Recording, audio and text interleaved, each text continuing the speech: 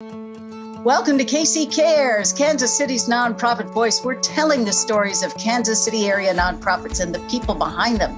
KC Cares is the intersection of the nonprofit and profit community, making Kansas City a better place to live, work, and play. KC Cares is proudly sponsored by the Ewing Marion Kauffman Foundation. I'm Ruth Baum-Biggis. Education is often touted as the way to get ahead in the world, but many are challenged with the cost and the time it takes to get that degree or that training that will launch a career. Well, there's a newer player in the educational world in the Kansas City area, and it's focused on shortening training time at less cost and almost guaranteeing employment. It's Skilled KC Technical Institute, and we're joined today by Steve Lanassa. He is the Senior Vice President and Chief Administrative Officer. Welcome, Steve. Hey, morning. Hey, good to meet you. Good to be with you. You've got lots of titles. Unfortunately. Why do you say that? Yeah, because I tend to just love to go by Steve. All right, we'll go by Steve. But those titles tell me you know a lot about what's going on. Tell us a little bit. Give us that overview of Skilled KC. Sure. You did a great job, Ruth. Where Skilled KC is very much focused on connecting the amazing array of folks that we know are either under or unemployed with the even larger number of jobs, high quality jobs that are available in the Kansas City metro region that don't necessarily require a degree and don't necessarily require a long training stint.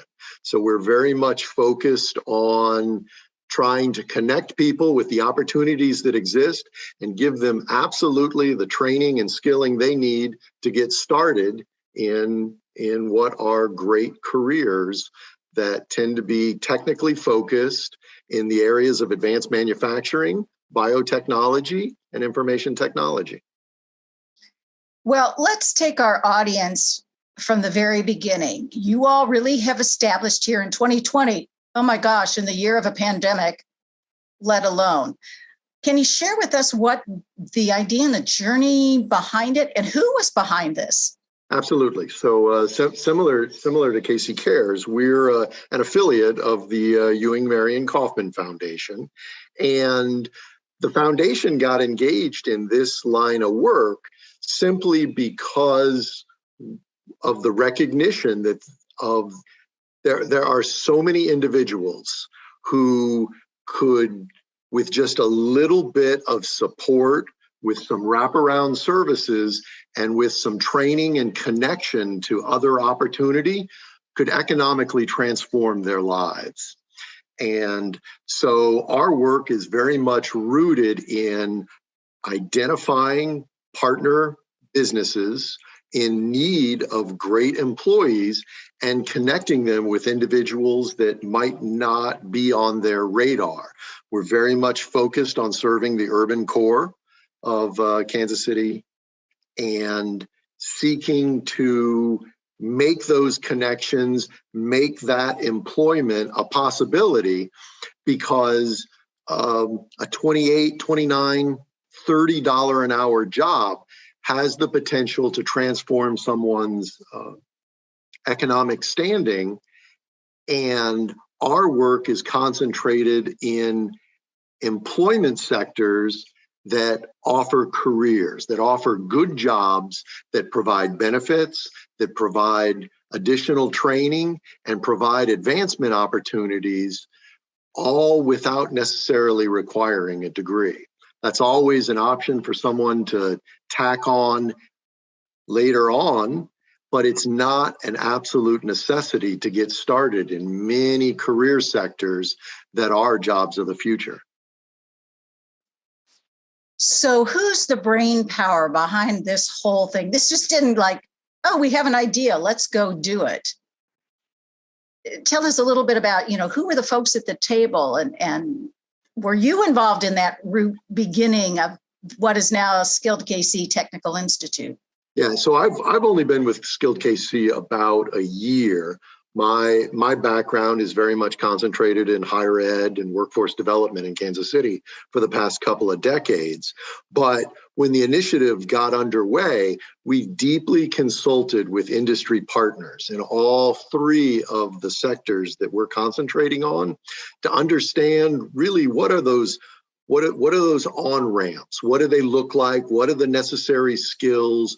What are the ways that we could distill and really concentrate our skilling efforts so that somebody could be in a job, employed as soon as possible, because we recognize that we're serving a population that tends to be, we're really concentrating on low-income folks.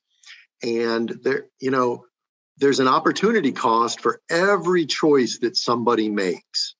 And so while our efforts to provide no-cost skilling obviously are, don't come with a bill, that opportunity cost of engaging in a 6, 8, 2-year training program represent sacrifices and choices. And so our efforts to distill this programming down to the bare minimum is really what we're concentrated on, and industry partners really helped with this kind of thinking.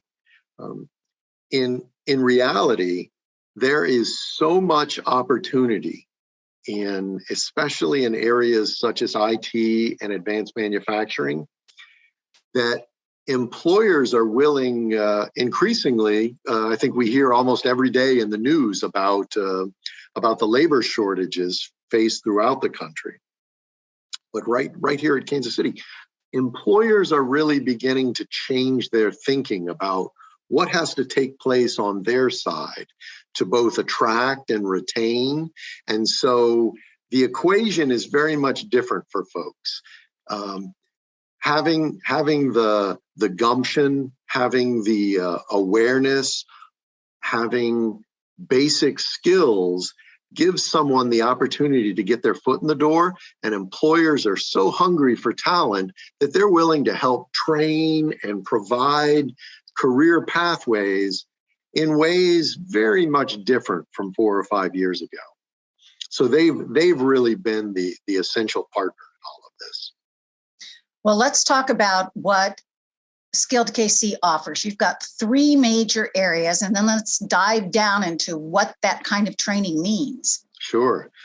So in the IT space, we're really working on concentrating our efforts in gap areas. There's lots of training available in Kansas City. And so one of the things that we're doing is, because we're concentrating on non-degree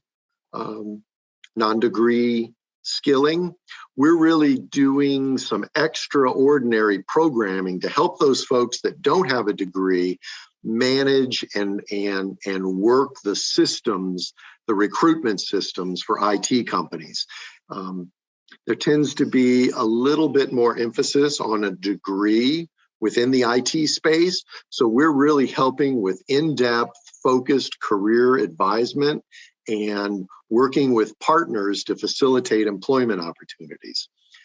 In the biotech area, about 32% of jobs in the biotech arena don't require a degree. And we've got lab training programs that allow someone that doesn't necessarily need to have a biology background the on-ramp to get the basic skills to participate in research organizations or lab facilities that is the entry point for a career in that sector. In advanced manufacturing, we provide both about a 5-month run that gives people a kind of a broad brush exposure to a full range of activities in the advanced manufacturing sector. A lot of people today still kind of conceive or don't necessarily understand what advanced manufacturing means. I think an awful lot of folks either think about a 1950s or 1960s factory, or a maintenance technician maybe in their high school. And we're training individuals to manage today's factories, to manage the robots, manage the electronics, manage the automation that facilitates production today. And so that crosses a range of disciplines. And so folks are able to take about a 5-month run to sort of get a broad overview of all of the disciplines, or to participate in even shorter run trainings that run anywhere from 3.5 to about 6 weeks in specific disciplines, such as automation, electronics, welding. And so these are very fast entry points into where there are a tremendous number of jobs. So it sounds like in each of these 3 areas, your training time varies. That's correct. It's not standard 8 weeks. This is what you get. And you've told us a little bit about the student pool that you're trying to reach. Tell us about who's teaching the courses. Yeah, so the folks that are providing instruction, one of the things we did to get started is that in collaboration with our industry partners, we recruited folks from industry to provide the real world experiences that is most meaningful and most necessary. And so the folks that are working with skilled KC participants are folks who were training, who were providing instruction on job sites before they came to us. So it's very much concentrated on offering training and development just as you would receive within the job site. And that's been a critical component that's helped us build relationships with employers. Cost. Let's talk about cost to the student. Sure. The way we're operating now is that due to the amazing generosity of our funder and the Kansas City funding community, this is training that's offered at no cost to the individual. So there are no fees to participate. And similar to my previous comments, I mean, we recognize that any decision someone makes comes with an opportunity cost, and so there's always costs in terms of managing your life, but there is no bill to pay for this training. There's no tuition. Correct. Wow. And you're still there. We got to love the Kauffman Foundation and their push on entrepreneurship and educating in any number of ways. Tell us about so far the students that have embraced the program. How many students have come through, and what's your employment rate? Because isn't that the bottom line, is to get folks in jobs? Absolutely. So we've served about 100 students over the last year. The majority of which have been in both IT and advanced manufacturing, with smaller numbers in biotechnology because of lab constraints. We've got some caps there. In advanced manufacturing, 100% employment placement. Really kind of signifying the amazing opportunities that exist there. In the IT space, about 80% of our participants have found their way into good jobs. Biotechnology, similar, about 75%. Those who aren't have kind of found their way into other educational training opportunities. And so it's been really exciting to see. Most of the individuals that have come to us, many were working multiple part-time jobs prior, and now have moved into jobs where they're making between $23 and $34 an hour, have benefits, are working single shift operations. And so that's what's been amazing to see, is the way in which individuals are able to transform their existence and that of their families. And so our efforts are very much concentrated on serving a population that tends to have been overlooked, because unfortunately, once you leave high school, if you don't necessarily find your way into post-secondary education programming, it's not for lack of capacity or programs that exist, but navigating the complex array of training programs and opportunities it's pretty challenging for folks. And so increasingly, we're really serving as a broker, connecting individuals to the amazing array of programming that exists, both with Skilled KC as well as other partners such as the Full Employment Council and Metropolitan Community Colleges, and doing what we can to help support and enable individuals to take advantage of opportunities. We're primarily serving an adult population, and one of the things that we just need to acknowledge up front is that adults lead far more complex lives and oftentimes need an array of support and services to help manage that complexity while they get skilled and training in order to make a change in their life. And so that's really what the bulk of our efforts are concentrating on right now, and is going to be the main emphasis here in 2022. We're talking with Steve Lanasso with Skilled KC Technical Institute.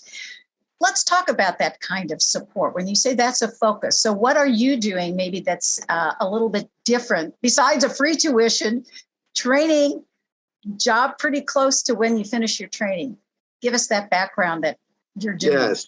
So one of the key learnings that we recognized over the course of the past year is that for many of the individuals, we're very proud of the fact that we're able to offer this skilling at no cost. But even in spite of that, folks are contending with many issues that they need help with.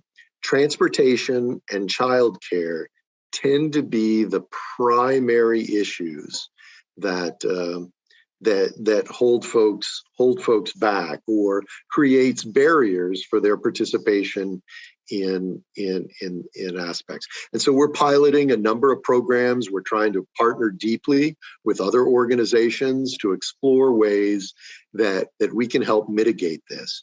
We've got some really interesting pilots kicking off here in partnership with other nonprofits to explore some low-cost car loan programming. The reality of our city is that it's a pretty broad geography, and many of the opportunities that exist are quite a distance away from the urban core, especially in the advanced manufacturing areas. And so having reliable transportation where you can't rely upon a public system is really, really critical to making that change. So there's an example where training isn't enough. It isn't. It's just one. As Clyde McQueen at the Full Employment Council typically says, training is just one leg of the stool. Transportation and childcare are the other primary components. And so, when it comes to childcare, we've secured some spots at area facilities that we're sharing with a number of organizations to make available on demand. We're also providing we've got some generous support from a local church, and are sharing broadly with MCC and participants at FEC to answer short-term emergency needs in the areas of transportation and childcare. And we like to talk about ourselves as a selfless partner, really to share the amazing resources that we've been provided by the Kauffman Foundation, but to do so broadly, because there are so many individuals to be served in our city, and the demand among employers is so great that there's not any one entity that's going to solve this. It's only going to come through cooperation, deep partnership, and leveraging the resources that already exist across the city in meaningful ways, in concentrated ways, that's going to really have an impact long term. I think a lot of nonprofits have come to the realization that while you have a particular mission, it sometimes takes a village to be able to make sure that that mission is played out. How has Skilled KC gone about creating those partnerships? What's your secret, the secret sauce, or how have you done that so others can learn? Yeah, Ruth, that's a really good question. And I think I wouldn't characterize it as a secret sauce. I think it's a commitment to serve the individuals that we're focused on, and it's a commitment to identify partners who share those same values and same commitment, and to engage in honest dialogue and to understand different perspectives. We are a unique entity in that as the beneficiary of the foundation's investment, we don't have a particular business model that we need to drive. And therefore, we're in a position to both work innovatively, but also, as I like to say, work selflessly and concentrate in gap areas that would be hard for other organizations to do things on their behalf that they might not otherwise be able to do. And if there was anything that could be characterized as a secret sauce, I think it would be that. It would be the willingness and commitment to work in the spaces that no one else either can or presents initial term challenges, so that we can try some things out and then share broadly. Here's a great example of that. I mean, we've done quite a bit of work in the area of biotechnology, and we're in really early discussions. We've made the front end research and development effort to develop the biotechnology programming. But we're in the process of working with BioKansas and the Metropolitan Community Colleges to embed that programming at MCC, because it's our goal to share the work that we do with others so that others can help scale and serve other people. But it's that front end notion of being an R&D development arm that helps tackle these issues. And so that's, I don't know, I've said a lot there, and it's not particularly secret, like I said before, but that's really the essence of what we're trying to do, to answer those problems that have existed for quite some time, both in our region and across the country, to develop innovative solutions so that 10 years from now, we don't have a bunch of nonprofits concentrating on serving the same population where the situation hasn't fundamentally shifted. Our 10-year goal is to help provide pathways for 11,000 people to make their way into good jobs, where good jobs have an above average pay, offer benefits, and offer career development trajectory. Because we believe that kind of change long term will lead to the economic change for individuals, for their families, but also for the community. 11,000, that's a lot of people. I failed to ask you, is there a cap on the number of students you can take at any particular time? So there are caps, but Well, we've been either able to accommodate everyone who's come forward thus far, or roll them to a next offering. And as I mentioned, the notion of developing partnerships with others, sharing our curriculum, helping enable others to operate and deliver some of the same components that we've developed, that's the way in which we're going to grow the number of people served.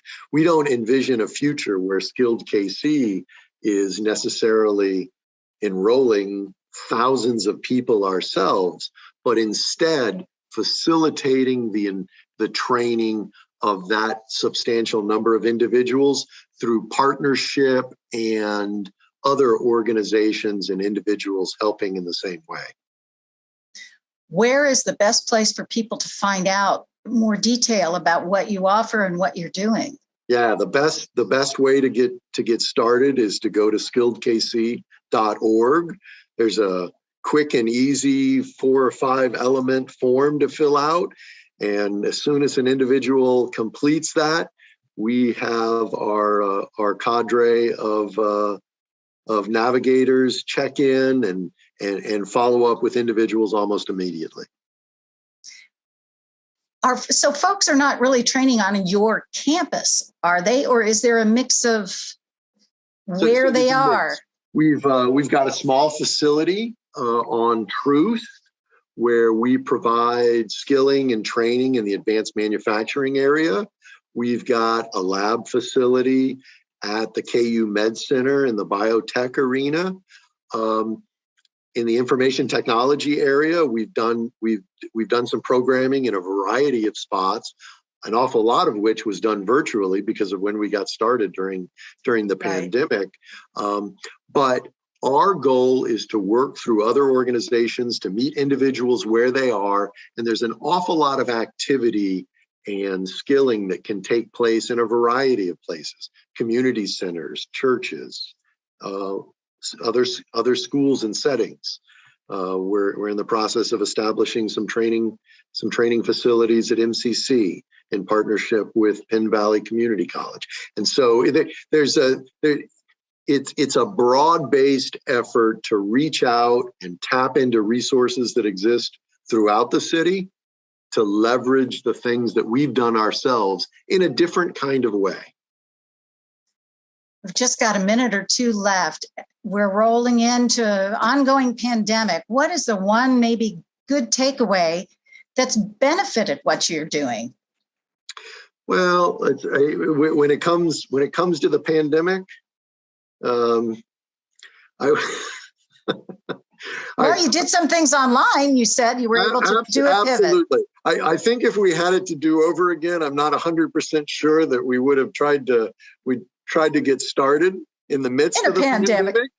But I think the one good takeaway is that because so much was in flux, it was a nice opportunity to get started. We learned a lot quick. We shifted very quickly, and in that sense, I think it's been a good start. I think probably at the opposite end of the spectrum, I think because our work was meant to be done in partnership with so many others, and so many organizations were so impacted by the pandemic, I think that's had a negative impact, and it's only something that we've begun to dig out of in the last six months or so, as things have begun to open up and those partnerships are getting deeper day by day. But you survived, you're Absolutely. Thriving, and you're moving forward. Steve, we thank you so much for sharing with us Skilled KC Technical Institute, what you're trying to do out there and lift all boats, which really helps everybody. And it's wonderful that it's a nonprofit and that Kauffman Foundation has stepped up to support your efforts. Thanks so much. Absolutely. Thank you. Thank you for joining us for KC Cares, Kansas City's nonprofit voice. We're produced by Charitable Communications, and we're proudly sponsored by the Ewing Marion Kauffman Foundation.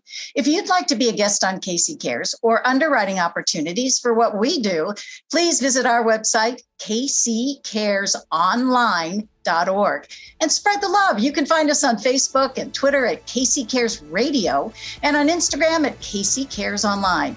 Don't forget, you can catch us on Saturday mornings at 8 a.m. on ESPN 1510 a.m. and 94.5 FM. Thank you for joining us on KC Cares.